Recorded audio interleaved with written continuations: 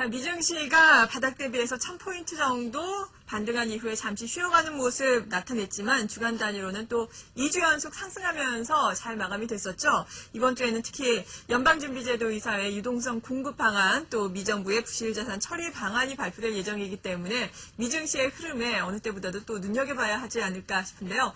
자세한 지표상으로는 어떤 것들을 눈여겨보면 좋을지 그리고 앞으로의 흐름 JD 인베스트먼트 윤정두 대표와 함께 좀 짚어보겠습니다. 안녕하세요. 네, 안녕하세요. 네, 이번 주에 우리가 특히 눈여겨봐야 할 지표들은 어떤 것들이 있습니까? 일단 아무래도 뭐 주택 관련 지표들 좀 놓고 보셔야 될 것 같은데요. 네. 전반적으로 지금 시장에서 놓고 봤을 때 지표들이 뭐 1사분기 지표, 그러니까 12월 이후의 지표들은 상당히 개선된 것들이 좀 있습니다. 네. 뭐 경기 선행지수라든가 뭐 ISM 제조업지수, 비제조업지수 이런 부분에 이제 그 지표 개선 폭은 쭉 있습니다만 일단 그 주택 관련된 지표 자체는 기존 주택에 대한 판매 부분 12월 달에 잠시 반짝 강세를 떴었고요. 그리고 나서는 뭐 신규 주택 판매도 그렇고 계속해서 하락세를 연출하고 있기 때문에 지금의 이제 그 반등의 추세의 부분 이런 부분이 이제 연동될 수 있기 위해서는 지표 개선 폭도 좀 확인을 해야 된다. 특히 이제 오늘 같은 경우에는 이제 기존 주택 판매에 대한 그 현황이 나옵니다. 일단 그 주간 단위로 네. 미국 증시의 그 일정 부분, 그 부분부터 이제 보여드리도록 하겠습니다. 예.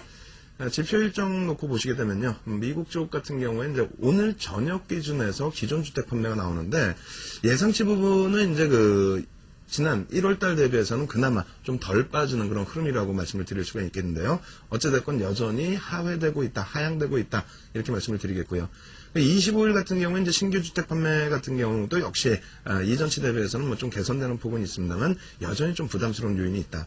그런데 주반 갔을 때는 GDP 관련된 내용들이 나오는데 이 부분은 뭐 상당히 조금 시장에 억압을 줄 수 있는 범위의 기준이 되지 않을까 이렇게 뭐 시장에서 놓고 보고 있고요. 예. 거기에 이제 그 신규 실업수당 신청 건수라든가 이런 부분도 좀 체크를 하셔야 될 것 같습니다.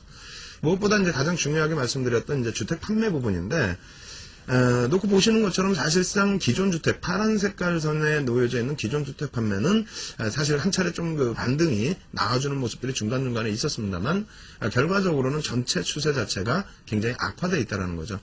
그리고 이제 2월달 예상치 자체도 앞서 말씀드린 것처럼 개선되는 폭은 아니고 일단은 이제 그 속도 부분에서 조금 멈춰져 있는 그 정도 수준이 되는데 이것이 이제 효과적으로 경기 부양책이 조금 노출이 돼서 나와줘야만 미국 증시의 추가적인 반등 부분, 예. 주간 단위 반등 부분도 뭐 기대할 수 있지 않을까 이렇게 말씀드리겠습니다. 네, 이런 지표의 흐름들 우리가 잘 짚어봐야 되겠고요. 앞서서 말씀을 드린 것처럼 지난주 주간 단위로 미증시 물론 상승을 했지만 그래도 아시아 주요 증시 대비해서는 상당히 미미하지 않았습니까? 네, 그렇습니다. 아시아 주요 증시 오늘도 그렇고 상당히 강한 흐름 보여주고 있는데 네. 앞으로는 어떨까요? 일단 지금 뭐 이번 조정 자체가 미국이 가장 크게 조정을 받았습니다. 그러니까 역대적으로 미국 증시 대비해서 여타 국가들이 조정폭이 많은 것이 뭐 일반적인 얘기거든요. 예. 뭐 가장 쉽게 말씀드린다면은 2003년 이후에 미국의 상승 랠리는 2003년부터 2007년까지 7,000포인트에서 이제 14,000포인트까지 한 100% 올라왔고요. 그에 대비해서 이제 유럽 증시 같은 경우가 이제 1.5배에서 2배 정도. 그리고 이제 우리나라 같은 경우가 이제 거의 300% 그러니까 3배 정도 등락이 나왔거든요. 네. 9.11 테러 같은 경우에는 오히려 미국 증시는 멈춰 있으면서 나머지 국가들은 와장창 무너졌었죠. 예. 특히 2008년도에도 역시 마찬가지입니다. 글로벌 증시 대비해서 이제 미국 증시가 좀 덜 빠지고 여타 국가들의 변동성이 좀 더 확대되는 게 일반적인데 이번 2차 금융위기 얘기 나오고 난 이후의 흐름은 미국이 가장 많이 빠졌고요. 그 다음 유럽, 그 다음 일본, 그 다음에 이머징 마켓, 그리고 브릭스 시장은 뭐 오히려 연초부터 해서 이제 뭐 중국을 예를 든다면은 가장 강했던 국가 중에 하나였습니다.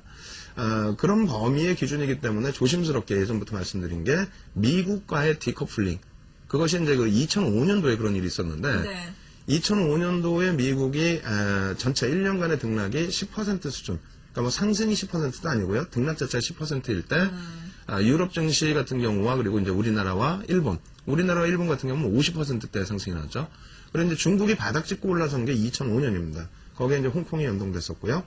결론적으로 그때 당시에 이제 그 대규모 허리케인이 오게 되면서 미국 경제 지표가 안 좋아지고 실질적으로 미국 경제가 어두워 있을 때 그때 이제 디커플링화 돼 있던 부분이 지금도 이제 조심스럽게 나오고 있다라는 표현입니다.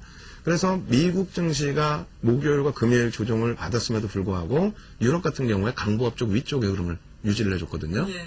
그러니까 오늘 같은 경우에도 이제 그 아시아 쪽에서 강세를 띄워주는 이유 중에 하나는 아무래도 미국이 이제 그 오늘 저녁입니다. 오늘 저녁 기준인데, 지난주 연준에 이어서 이번에는 이제 그 구제금융원에 대한 구체적인 방안을 좀 노출시키겠다. 네. 이 범위에 대한 그 기대 요인이 아닌가 그렇게 생각을 합니다. 어쨌든 국내 증시 뭐 1200포인트, 1000에서부터 쭉 올라왔기 때문에 200포인트의 반등 굉장히 고무적이고 긍정적인 요인이긴 합니다만 지금부터는 약간의 속도 조절은 있어야 되지 않을까. 예. 그래서 이제 그 6개월치의 글로벌 증시 주요국의 연동 차트를 가지고 나와봤습니다. 네. 놓고 보시게 되면 물론 우리보다 더 강한 쪽도 있어요. 우리보다 강한 쪽은 대만이 있는데 뭐 대만은 이제 좀 배제를 시켜놓고요. 지금 보시는 차트의 기준이 우리나라 그리고 일본, 홍콩, 독일 다 옵니다. 그러니까 이제 선진 시장과 이머징 마켓까지 이제 같이 표현을 해놓은 건데 네. 국내 지수가 가장 높게 있다라는 걸 떠나서요. 지난 이제 11월 달 고점이라든가 올해 1월 달 그리고 2월 달 고점 라인 수준에 놓여져 있다라는 거고요. 여타 국가들의 흐름은 그렇지가 못해요. 그러네요. 예, 다우 같은 경우에는 오히려 이제 그 11월 저점 깨진 이후에 그 라인을 겨우 회복했다가 눌려진 범위 그 기준이 되겠고요. 유럽 쪽도 박스권 그 하단 부분의 공방 그리고 이제 오늘 일본과 홍콩이 3%대의 강세 장중에 나왔습니다만 역시 박스권 하단에서 1, 2% 등락이거든요. 예. 그럼 이격이 다시 2월 초순과 마찬가지로 한 7%에서 9% 정도 이격이 있다. 이 부분은 그때 당시에 후폭풍처럼 급격한 조정이 아니고요. 현재 기준에서는 방향성이 이제 같이 나와 있기 때문에 그렇다면은 숨고르기 내지는 가격 조정 부분도 이제 조금은 약화될 가능성은 있습니다. 다만 오늘 저녁에 만에 하나 네. 미국 쪽에서 그 구제금융안이 구체적인 방안이 또 이제 민간 합동적으로 또 1조 정도 1조 달러 규모의 추가 지원책 부분에 대해서 해석 부분이 다소 또 미흡하다 해서 추가적인 조정이 나오게 되면은 예. 어렵게 벗겨놨던 미국 증시의 매물병 라인이 다시 묻혀지게 됩니다. 그렇게 된다면 이제 7,500포인트 뚫는 공방 자체가 굉장히 치열해질 수가 있거든요. 예. 7,500포인트면 국내 증시 기준에서 이제 900포인트 기준이었다는 거예요. 그래서 이제 속도 조절이 좀 필요한 만큼 오늘 같은 경우에 오히려 이제 차익 실현 현금 비중을 조금 더 넓혀놓는, 증가시켜놓는 그런 전략으로 말씀을 드리겠습니다. 그러니까 국내 증시에 지금 임하고 계시는 개인 투자자 여러분들, 오늘 같은 경우에는 차익 실현으로 좀 임하라는 말씀이신데, 네, 그렇습니다. 보다 자세한 투자 전략 조금 더 들어볼까요? 예. 일단 외국인들에 대한 그 수급 범위가 굉장히 뭐 긍정적이에요. 그러니까 예. 이제 뭐 3월 초순만 하더라도 3월 만기가 있기 때문에 그런 범위에서 이제 선물 동향도 놓고 봤습니다만 지금도 물론 이제 선물을 놓고 봐야 되는 범위이기도 하지만 일단은 현물 쪽에서 금요일과 오늘 뭐 상당히 긍정적으로 좀 표출을 해줬다는 거고요. 네. 다만 이제 그 기관들 쪽에서는 프로그램 대비해서 자체 매도가 1,000억 이상이 나오고 있다라는 거. 그 부분이 이제 금요일 날도 마찬가지입니다. 프로그램에 의해서 매수가 들어왔었고, 그리고 이제 기관들은 역시 마찬가지로 이제 일정 폭의 매도를 했는데, 물론 시장의 조정이 나타날 때에도 프로그램 때문에 밀려진 범위가 있어요. 예. 그래서 이제 반등이 나올 때에도 프로그램이 유입되면서 반등이 나오는 것을 나쁘다고 표현할 수는 전혀 없죠. 그렇지만은 현재 범위가 1200포인트, 기존의 박스권 상단에 위치된 곳이라면은, 네. 그렇다면 조금 주의하자. 그리고 이제 환율 범위도 마찬가지입니다. 예. 환율에 있어서도 1,400 라인에 놓여져 있을 때 그렇죠. 국내 증시 뭐 1,400원에서 1,500원까지 올랐었을 때 바닥을 향해서 내려갔었거든요.